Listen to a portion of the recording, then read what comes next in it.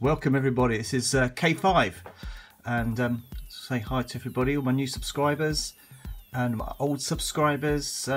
Today I'm going to try something a little bit different. I've been meaning to do this for quite a long time, and that is a compare video. Today I thought I'd choose one of my favourite cars, which is the 1957 T-Bird or Thunderbird made by Ford.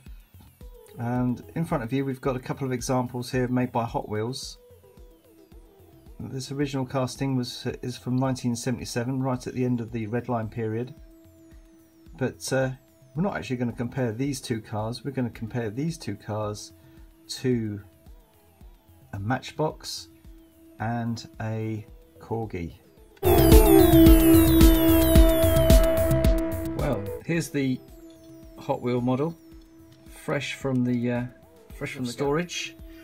And next up here is Corgi. As you can see, the dimensions of these cars are very similar. Front to tail, nose to tail, a very similar size. Let's have a closer look. I go straight in there with the tail. Obviously some notable differences straight away. Hot Wheel is a bit narrower and also doesn't include the extra bumperage at the back holding on the spare tyre. Also the Corgi model has got moulded in bonnet details and boot wheels.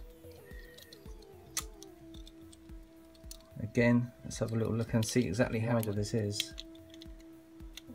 It's quite a bit wider, isn't it? Look, there we go. Interesting.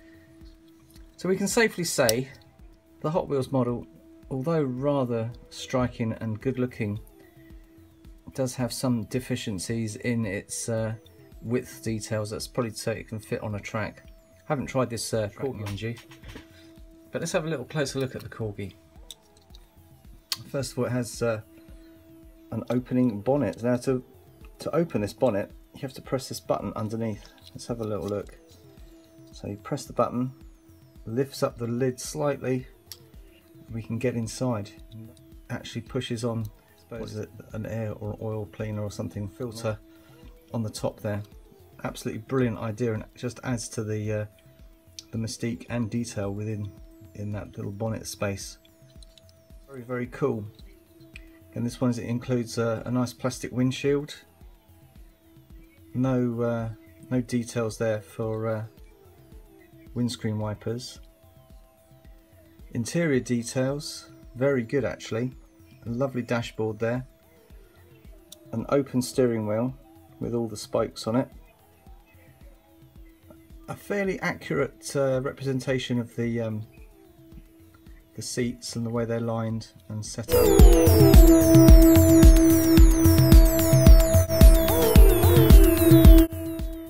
Overall, very pleasing little model. One downside on this model, which I think you'll agree with me, is the raised surfaces here, imitating what would be door spaces, door gaps, and gaps around bonnets and boots, etc. Another nice little feature of this is the spare wheel on the back, and unfortunately it's been moulded into a closed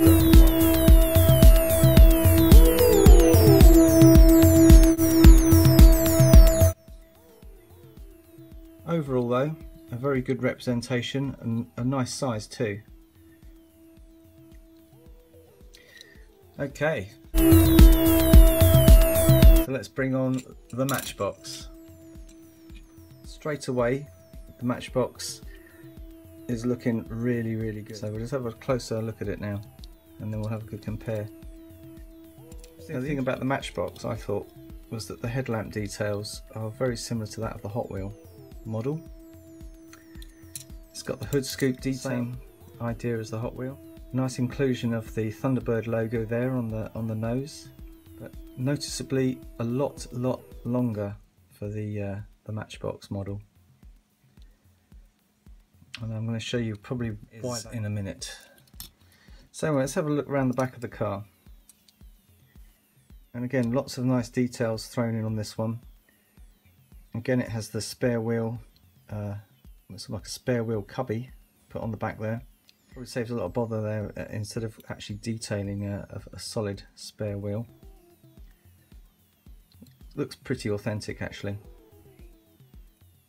A nice step there also on the rear.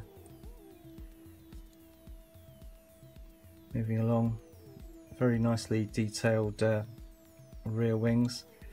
And this model, compared to the Corgi, you can see has recessed bonnet boot details. And the boots are actually very similar in size. So that's nice. Interesting feature of the rear of the cockpit is the scalloped, slightly more scalloped edges there on the Matchbox compared to the Corgi, which is a lot squarer. Let's have a little look inside the cab. Again, we have a nicely spoked steering wheel, but not a lot of detail on the dashboard. But there does appear to be an attempt to give the seats some kind of detail, so that's all good. Moving to the top and the front of the car. Obviously the Matchbox doesn't have an opening bonnet, but the bonnet is a lot more realistic in the fact that it's slightly longer and actually heads to the nose. And again, on the Corgi we see an omission of any ornamentation.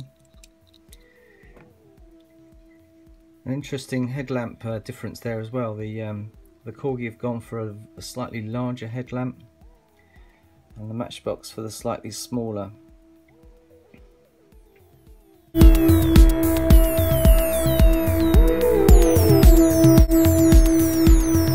Nice detail again. That grille is pretty authentic to the original. Size wise, you see the Corgi is slightly shorter, given that it's the same size as the Hotwheels.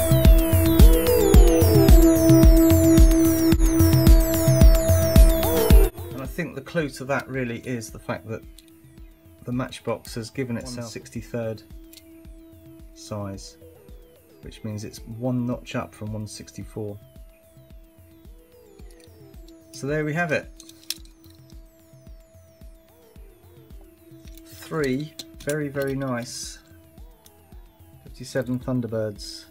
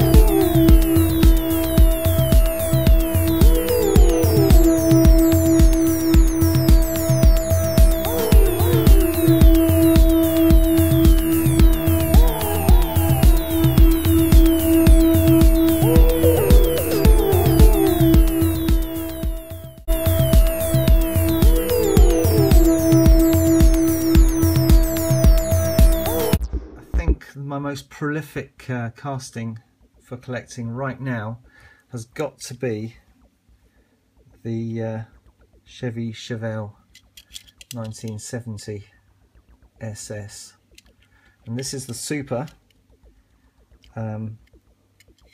Probably out of all of the ones that I've got here, the Chevy Chevelles, this is the most important one, sent to me by Hazard 777, and also Battle Style SPL sent me a couple over too.